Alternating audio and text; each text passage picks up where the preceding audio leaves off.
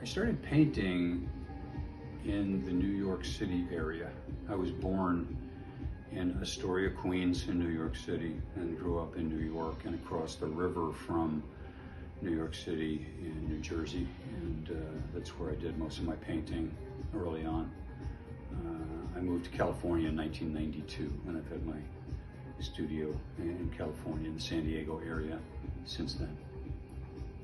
Oh, I was very young. I painted and drew as most children do from a very young age, but unlike a lot of us, I didn't lose the desire to keep painting. It's always interesting to me that as children we all paint. It's very natural. It's as natural as breathing and eating and sleeping, and then something happens and we let go of it. And I never wanted to do that. I always came back to expressing my inner self through paint. I'm largely self-taught as an artist. I actually began my college career as an art major and then switched to English literature. I toggled back and forth between the desire to be an artist and a writer in the early days, and so I ended up with a degree in the liberal arts and did spend some time as a writer, but always I have had that undercurrent of art and producing art, and I have always come back to art like a moth to the flame.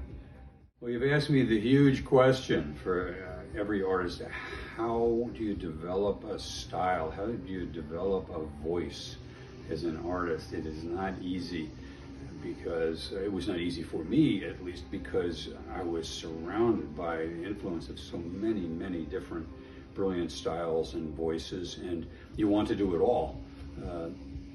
I have always envied those who had a sense, a clear sense of a very specific approach and style to art. It was not that way for me. I had to experiment and try many different things, and I still have some range, but I think to some extent it's the ultimate exercise for an artist to find that unique voice that does two things at the same time. Number one, it's got to please the viewer and make people feel the profound joy and power of art, but it's also got to satisfy you as an artist as you're producing it. Otherwise it just doesn't work.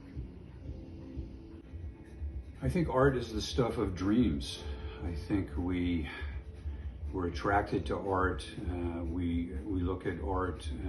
We enter an artwork because it is the closest thing that we can do in the waking state towards going back into our dreams. Art is about the possible without any barriers or limitations, really. And this is why art is universally admired and sought after by every population, every ethnic group, in every age since the beginning of time, since the cave paintings up until digital art of today. Art is how we express that which goes beyond the surface of things. My newest body of work focuses on the juxtaposition of humankind and nature. Putting it another way, it's about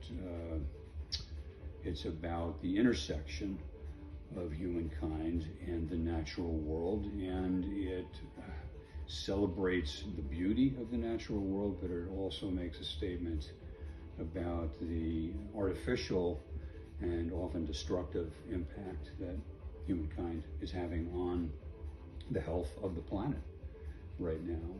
The air, the seas, biological diversity, animal populations are all being impacted in a way that is a serious problem.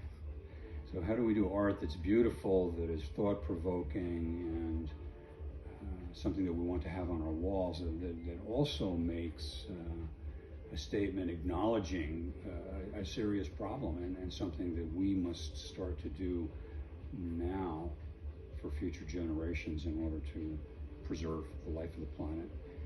that's a big focus for me right now.